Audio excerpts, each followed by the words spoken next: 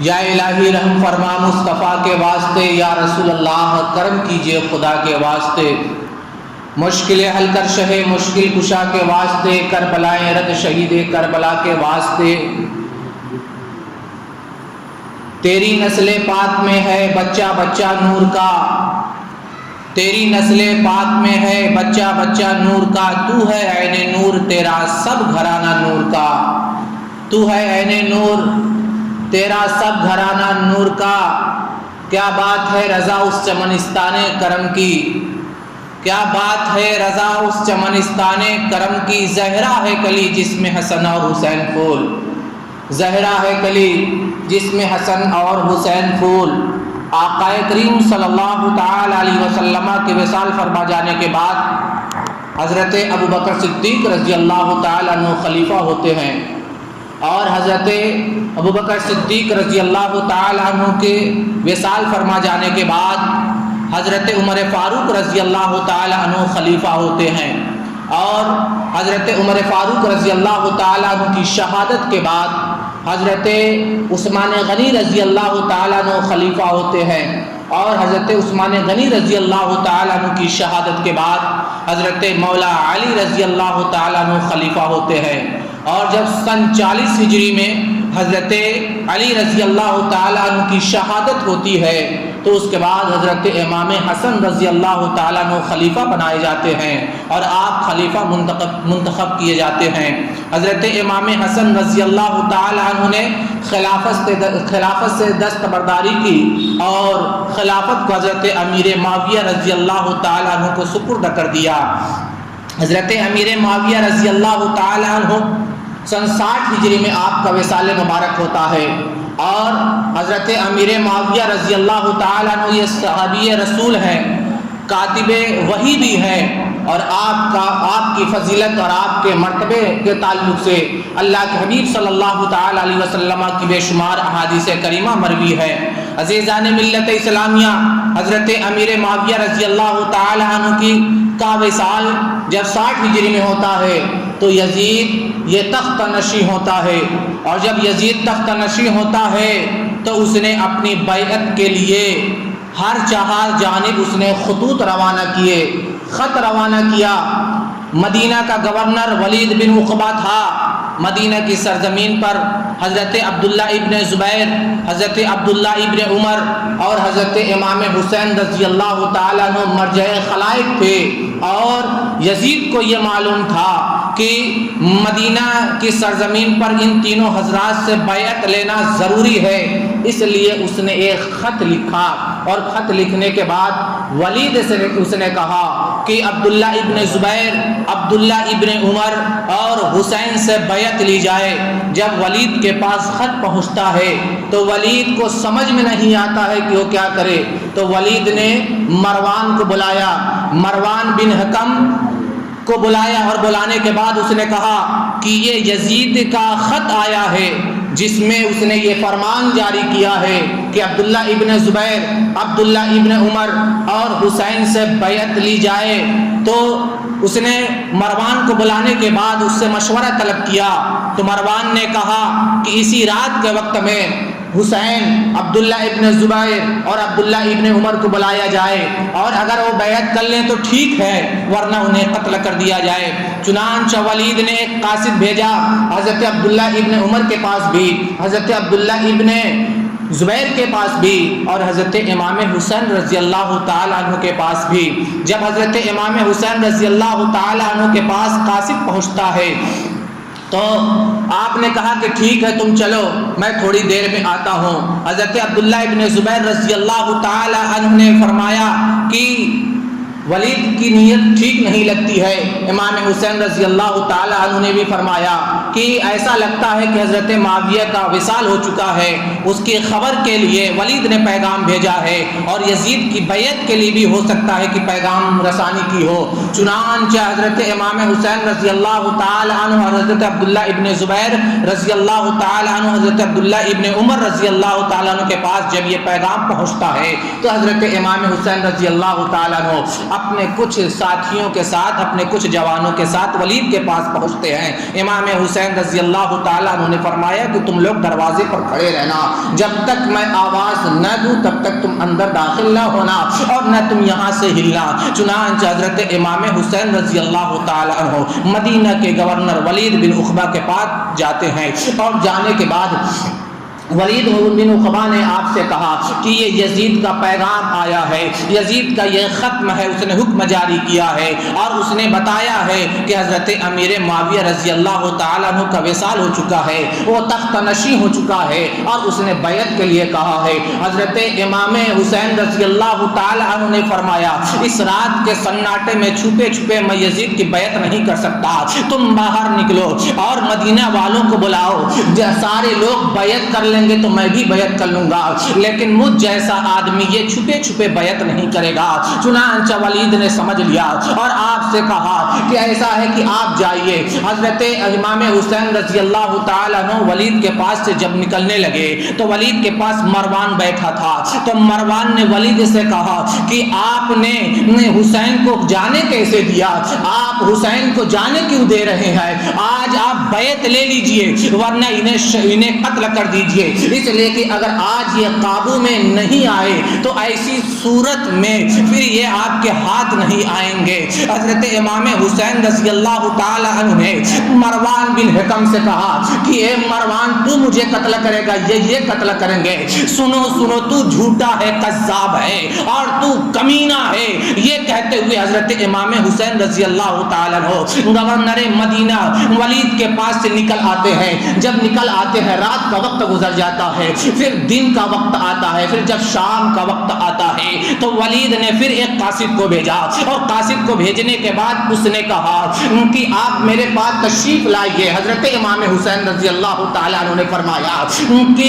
صبح کے وقت دیکھا جائے گا، صبح کے وقت میں آؤں گا، اس وقت میں نہیں آ سکتا۔ آپ نے اس کے بعد رات کا وقت ہوتا ہے، اپنے اہل بیت کو تیار کرتے ہیں، خاندان رسول کو تیار کرتے ہیں اور مدینہ سے رخصت ہونے کا، مدینہ کو ترک وطن کرنے کا آپ نے ارادہ ظاہر فرما لیا۔ اور اس کے بعد جب رات کا سناٹا ہوتا ہے، آخری پہر ہوتا ہے، اہل بیت کرام میں تیاریاں ہو رہی ہیں، سامان تیار کیے جا رہے ہیں، مدینہ کی طرف سفر کا ارادہ ظاہر کیا جا رہا ہے۔ اللہ اکبر مسلمانوں، حضرت امام حسین رضی اللہ تعالی عنہ مدینہ سے رخصت ہوتے ہوئے آپ سب سے پہلے اپنے نانا جان کے مزار اقدس پر تشریف لے جاتے ہیں، رسول اللہ صلی اللہ تعالی علیہ وسلم کی بارگاہ میں حاضر ہوتے ہیں۔ آقا کریم صلی اللہ تعالی علیہ وسلم کو مدینہ کی سرزمین سب سے زیادہ پسند تھی، اس لیے کہ اللہ کے حبیب صلی اللہ تعالی علیہ وسلم نے ارشاد فرمایا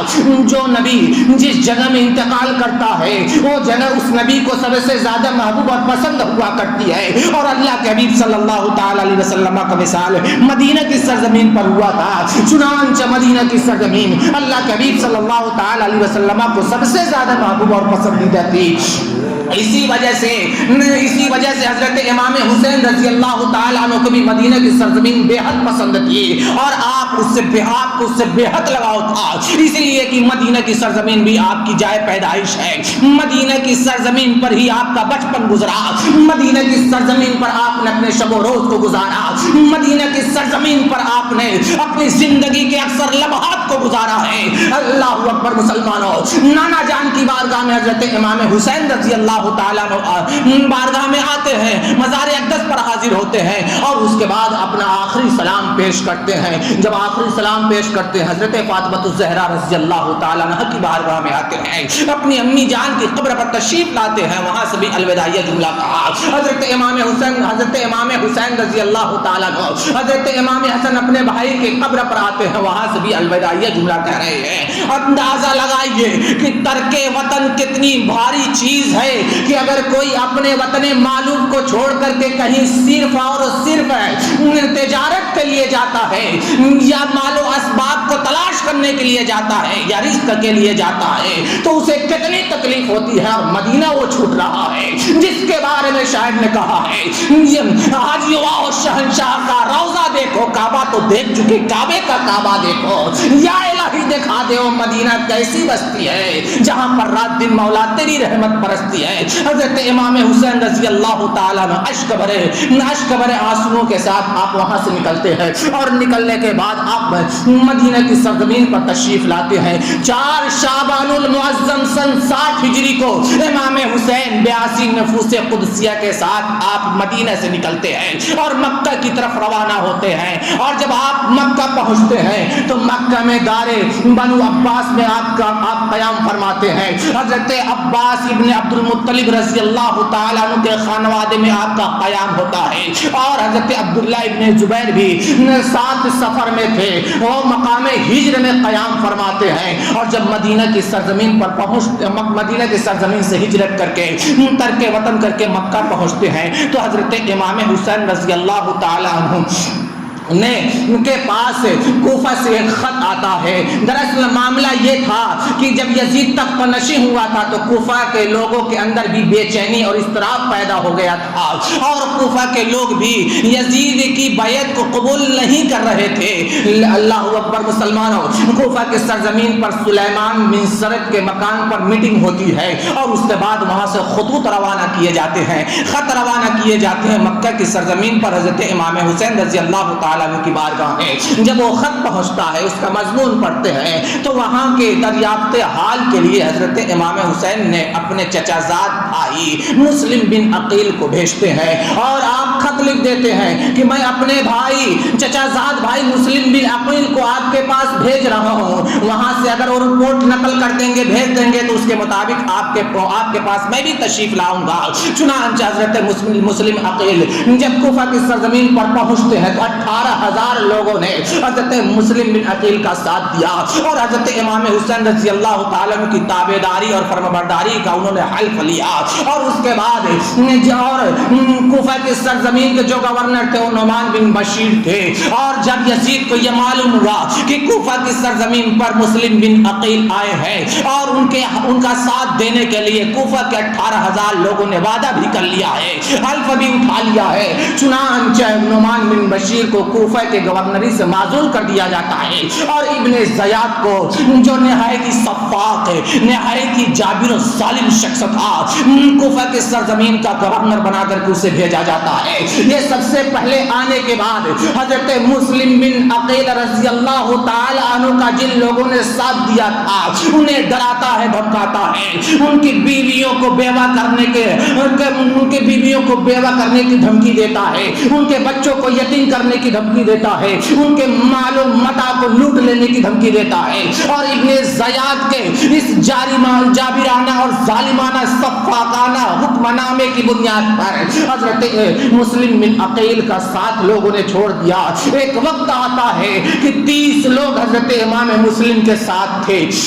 اللہ اکبر مسلمانوں، جب تعداد گھٹتی گئی حضرت مسلم بن عقیل مسجد میں تھے، آپ مسجد سے نکلتے ہیں، اور نکلنے کے بعد ایک شخص کے گھر میں پناہ لیتے ہیں۔ جب اس شخص کے گھر میں پناہ لیتے ہیں تو ادھر ابن زیاد نے کچھ اپنے فوجیوں کو بھیجا کہ جاؤ مسلم بن عقیل کو گرفتار کر کے لاؤ۔ اللہ اکبر مسلمانوں، حضرت امام مسلم پناہ گزین ہے، اس شخص کے گھر میں ہے۔ ادھر سے جب ابن زیاد کے فوجی جاتے ہیں حضرت مسلم بن عقیل ان کا ڈٹ کر مقابلہ کرتے ہیں، اور مقابلہ کرنے کے بعد انہیں وہاں سے بھگا دیتے ہیں۔ پھر فوجیوں کی ایک ٹکڑی آتی ہے، پھر مسلم بن عقیل پر حملہ کیا جاتا ہے، اور جب ان لوگوں نے دیکھا کہ مسلم بن عقیل کسی طریقے سے ہاتھ آنے والے نہیں، اگرچہ زخموں سے وہ چور ہو چکے ہیں، اگرچہ ان کے جسم پر جگہ جگہ زخم لگ چکا ہے، لیکن یہ ہمت نہیں ہارنے والے ہیں۔ ہمت کیسے ہارتے؟ اس لیے کہ وہ اہل بیت رسول سے ہے، وہ خاندان رسول سے ہے۔ اللہ اکبر مسلمانوں، حضرت امام حسین کے چچا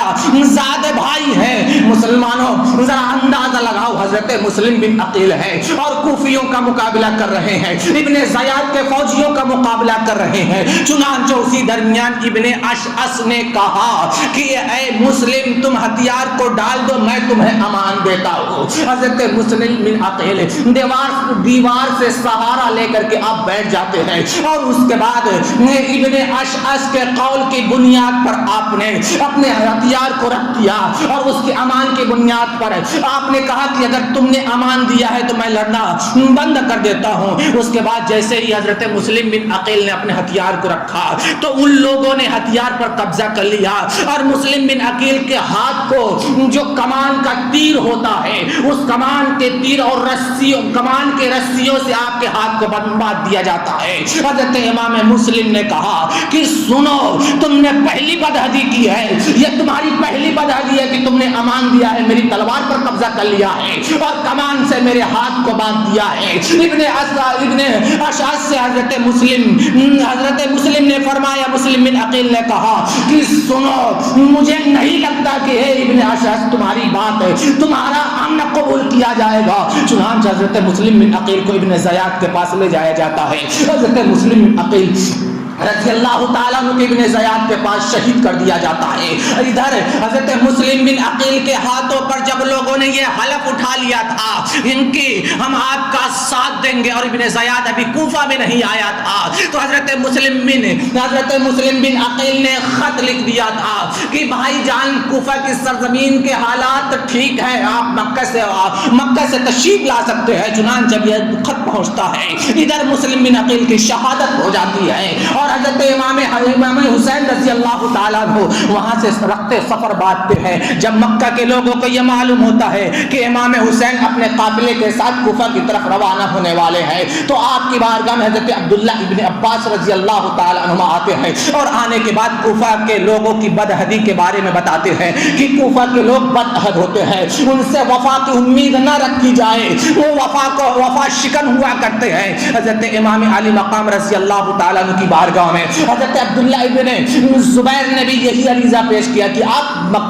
مکہ چھوڑ کر کے کوفہ نہ جائیں بلکہ آپ یہیں پر قیام پذیر رہے۔ اور دیگر جلیل القدر صحابہ کرام نے حضرت امام حسین کو سمجھایا کہ آپ کوفہ نہ جائیں، لیکن حضرت امام علی مقام رضی اللہ تعالیٰ عنہ نے ارادہ فرما لیا تھا کوفہ جانے کا، اور اس کے بعد آپ وہاں سے نکلتے ہیں اور نکلنے کے بعد آپ 3 ذی الحجہ کو مکہ سے روانہ ہوتے ہیں۔ اور جب مکہ سے 3 ذی الحجہ کو روانہ ہوتے ہیں تو عزیزان ملت اسلامیہ حضرت عبداللہ بن جعفر طیار یہ خط بھیجتے ہیں کہ بھائی جہاں آپ پہنچے وہیں رک جائیے، میں آپ کے پاس آتا ہوں۔ چنانچہ مکہ کا جو گورنر تھا اس کا نام تھا عمرو بن سعید، اس میں لکھا تھا کہ میں نے مکہ کے گورنر عمرو بن سعید سے آپ کے لیے امان طلب کر لی ہے اور اس کے لیے میں اس کے بھائی یحییٰ بن سعید کو آپ کے پاس لے کر کے آ رہا ہوں۔ مسلمانوں، حضرت امام حسین رضی اللہ تعالی عنہ وہیں پر قیام پذیر ہو جاتے ہیں۔ حضرت عبداللہ ابن جعفر پہنچتے ہیں اور پہنچنے کے بعد کہتے ہیں کہ بھائی یہاں سے واپس چلیے، مکہ چلیے، میں نے امان طلب کر لی ہے۔ حضرت امام علی مقام نے کہا کہ کسی بھی صورت میں میں وہاں سے نکل چکا ہوں، اب مکہ میں واپس نہیں جاؤں گا۔ تو حضرت عبداللہ بن جعفر طیار نے کہا کہ آخر کیا بات ہے کہ آپ کوفہ کی طرف جانے کے لیے تیار ہیں لیکن آپ مکہ کی طرف روانہ ہونے کے لیے تیار نہیں ہے۔ حضرت امام حسین رضی اللہ تعالیٰ عنہ نے فرمایا کہ میں تمہیں نہیں بتا سکتا یہاں تک کہ میری موت آ جائے، یعنی اپنی موت تک میں اس بارے میں نہیں بتاؤں گا کہ میں کوفہ کی طرف کیوں روانہ ہو رہا ہوں، میں کوفہ کیوں جا رہا ہوں۔ دراصل میں کوفہ کی سرزمین کی طرف یہ پہلے سے ہی خبر دے دی گئی تھی کہ مقام کربلا میں امام حسین شہید کر دیے جائیں گے۔ بے شمار احادیث کریمہ اس بات پر دلیل ہے کہ حضرت امام حسین رضی اللہ تعالی عنہ کی شہادت کی خبر پہلے ہی دے دی گئی تھی۔ یہ قضا تھی جو حضرت امام حسین کو کوفہ کی طرف لے کے جا رہی تھی۔ عزیزان ملت اسلامیہ، حضرت امام حسین رضی اللہ تعالی عنہ 3 ذی الحجہ کو یہ مکہ سے روانہ ہوتے ہیں اور 3 ذی الحجہ سے لے کر کے 2 محرم الحرام کربلا کے میدان میں پہنچنے تک اس درمیان میں کئی واقعات رونما ہوتے ہیں، کئی واقعات پیش آتے ہیں، جن میں سے چند واقعات کو میں آپ کے سامنے پیش کرتے رہا ہوں۔ جب حضرت امام حسین رضی اللہ تعالی عنہ اپنے ساتھیوں کے ساتھ مکہ سے روانہ ہوتے ہیں اور راستے میں ہے تو پھر تک شاعر سے ملاقات ہوتی ہے۔ یہ بہت بڑا شاعر تھا۔ جب اس سے ملاقات ہوتی ہے تو اس نے کہا کہ اے حسین آپ کہاں جا رہے ہیں؟ تو حضرت امام حسین رضی اللہ تعالیٰ عنہ نے فرمایا کہ میں کوفہ کی طرف جا رہا ہوں۔ تو اس فرزدق شاعر نے کہا کہ آپ کوفہ نہ جائیے، اس لیے کہ کوفہ والوں کی زبانیں آپ کے ساتھ ہیں لیکن جو تلواریں ہیں یہ بنو معاویہ کے ساتھ ہے، اس لیے آپ کوفہ نہ جائیے۔ حضرت امام حسین رضی اللہ تعالیٰ عنہ وہاں سے آگے بڑھتے ہیں. جب آگے بڑھتے ہیں تو راستے میں زہیر بن قیس سے ملاقات ہوتی ہے. جب زہیر بن قیس سے ملاقات ہوتی ہے تو زہیر بن قیس اس وقت یہ حج کر کے واپس آ رہے تھے. حضرت امام حسین رضی اللہ تعالیٰ عنہ کی بارگاہ میں پہنچتے ہیں اور پہنچنے کے بعد حضرت امام حسین رضی اللہ تعالیٰ عنہ کے ساتھ رہنے کے لیے آپ نے آمادگی ظاہر فرما دی اور یہ آپ نے وعدہ کر لیا کہ میں آپ کا ساتھ کسی بھی حالت میں نہیں چھوڑوں گا اگرچہ آپ کو کوفہ تک جانا پڑے. چنانچہ زہیر بن قیس کے ساتھ ان کی بیوی تھی اور وہ زہیر بن قیس نے اپنی بیوی کو طلاق دیا اور طلاق دینے کے بعد کہا کہ تم اپنے بھائی کے ساتھ اپنے میکے چلی جاؤ, میں حسین کے ساتھ کوفہ روانہ ہونے والا ہوں. اللہ اکبر مسلمانوں. وہاں سے حضرت امام حسین نکلتے ہیں اور نکلنے کے بعد آپ مقام ثعلبیہ میں پہنچتے ہیں. مقام ثعلبیہ میں جب قیام ہوتا ہے وہیں پر حضرت امام مسلم بن عقیل کی شہادت کی خبر دی جاتی ہے. آپ نے قافلہ والوں سے کہا کہ کوفہ کی سرزمین پر میرے بھائی مسلم بن عقیل کو شہید کر دیا گیا ہے. جن لوگوں نے عہد لیا تھا تابعداری کا وعدہ کیا تھا انہوں نے ہمارا ساتھ چھوڑ دیا ہے, اس لیے یہاں سے جس کو جہاں جانا چاہے وہ جا سکتا ہے, اس پر کوئی ملامت نہیں کی جائے گی. اللہ اکبر مسلمانوں. امام حسین رضی اللہ تعالیٰ عنہ کے ساتھ جتنے لوگ تھے سب شریک سفر ہوتے ہیں. چند لوگ جو وہاں سے نکلتے ہیں اور اس کے بعد وہ مکہ چلے جاتے ہیں یا کہیں اور چلے جاتے ہیں. حضرت امام حسین رضی اللہ تعالیٰ عنہ آگے چل رہے ہیں, کوفہ کی طرف بڑھ رہے ہیں. آپ مقام کوہ ذی حشم کے پاس قیام پذیر ہوتے ہیں. کوہ ذی حشم کے وادی میں آپ کا جب قیام ہوتا ہے, جب آپ وہاں قیام فرماتے ہیں تو حضرت 1000 لشکریوں کے ساتھ حضرت امام حسین کا راستہ روکتے ہیں. اور جب حضرت امام حسین کا راستہ روکتے ہیں تو امام حسین رضی اللہ تعالیٰ عنہ سے گفتگو ہوتی ہے اور بات چیت ہوتی ہے, بحث و تکرار ہوتی ہے. اور جب بات بڑھتی ہے تو امام حسین رضی اللہ تعالیٰ عنہ نے فرمایا کہ تمہارا مقصد کیا ہے یہ بتاؤ. تو حور نے کہا کہ مجھے اس لیے بھیجا گیا ہے کہ آپ جہاں ہیں میں وہیں سے آپ کو کوفہ کی طرف لے کر کے چلو, ابن زیاد کے پاس لے کر کے چلو. حضرت امام حسین رضی اللہ تعالیٰ نے فرمایا کہ ہرگز ایسا نہیں ہو سکتا. تو حور نے کہا کہ میں بھی آپ کے ساتھ ساتھ رہوں گا جہاں تک آپ جائیں گے, یہاں تک کہ میں آپ کو کوفہ تک لے جاؤں. تو حور بن ریاحی نے آخر میں یہ کہا کہ میرا ایک مشورہ ہے, اسے آپ قبول فرما لیجئے. مشورہ یہ ہے کہ جب تک کوفہ جانے کے بارے میں ابن زیاد سے معلوم نہ کر لوں اس وقت تک آپ نہ تو کوفہ جائیے اور نہ مدینہ کی طرف جائیے, بلکہ آپ کسی اور طرف نکل جائیے. حضرت امام علی مقام رضی اللہ تعالیٰ عنہ سے جب حور نے یہ کہا تو حور کی یہ بات حضرت امام حسین رضی اللہ تعالیٰ عنہ کو پسند آئی اور آپ رات کے سناٹے میں اپنے ساتھیوں کو لے کر کے نکلتے ہیں. جب صبح کی سفیدی ہوتی ہے تو آپ مقام نینوا میں ہیں. مقام نینوا میں جب پہنچتے ہیں اور آگے بڑھنے کا ارادہ کرتے ہیں وہاں پر بھی حور بن ریاحی نے آگے سے راستہ روک لیا, محاصرہ کر لیا. حضرت امام حسین رضی اللہ تعالیٰ عنہ سے حور بن ریاحی نے کہا کہ دیکھو یہ ابن زیاد کا قاصد آ چکا ہے اور اس کا یہ پیغام پہنچا ہے کہ جہاں حسین ہے وہیں پر ان کو روک دیا جائے اور انہیں چٹیل اور ایک زار میدان میں روک دیا جائے اور ایسی جگہ روکا جائے جہاں پانی کا نام و نشان نہ ہو. اللہ اکبر مسلمانوں. حضرت امام حسین رضی اللہ تعالیٰ عنہ آگے بڑھنے کی کوشش کرتے ہیں تو حور نے کہا کہ دیکھیے قاصد سامنے موجود ہے, وہ لے جا کر کے پیغام پہنچا دے گا. کہ حور نے ڈھیل دے دی ہے, اس لیے حسین سفر کے لیے تیار ہو گئے تھے. چنانچہ ابھی کچھ دور ہی پہنچے ہیں کہ حضرت امام حسین رضی اللہ تعالیٰ عنہ نے فرمایا کہ بتاؤ اس جگہ کا نام کیا ہے. تو لوگوں نے کہا کہ اس جگہ کو کرب و بلا کہتے ہیں. حضرت امام حسین رضی اللہ تعالیٰ عنہ نے فرمایا کہ اب آگے جانا نہیں ہے, یہی ہمارے گھوڑوں اور اونٹوں کی باندھنے کی جگہ ہے اور یہی ہمارے سامان اتریں گے, یہی ہمارا خیمہ لگے گا اور یہی ہم شہید کیے جائیں گے, ہمارے ساتھی یہی قتل کیے جائیں گے. اللہ اکبر مسلمانوں. امام علی مقام رضی اللہ تعالیٰ عنہ 2 محرم الحرام سن 61 ہجری کو مقام کربلا میں پہنچتے ہیں. اللہ اکبر مسلمانوں. یہ حضرت امام حسین رضی اللہ تعالی عنہ کا وہ سفر ہے جو آپ نے مدینہ سے مکہ اور مکہ سے پھر کوفہ اور کوفہ سے پہلے آپ مقام کربلا میں پہنچا دیے جاتے ہیں. شاعر نے کہا ہے تیری نسل پاک میں ہے بچہ بچہ نور کا, تو ہے عین نور تیرا سب گھرانہ نور کا. کیا بات ہے رضا اس چمنستان کرم کی زہرا ہے کلی جس میں حسن اور حسین بول. یا الہی رحم فرما مصطفیٰ کے واسطے, یا رسول اللہ ہم کرم کی کیجئے خدا کے واسطے مشکل حل کر شہے، مشکل کشا کے واسطے کربلائیں رد شہید کربلا کے واسطے۔ اب آگے کی جو تفصیل ہے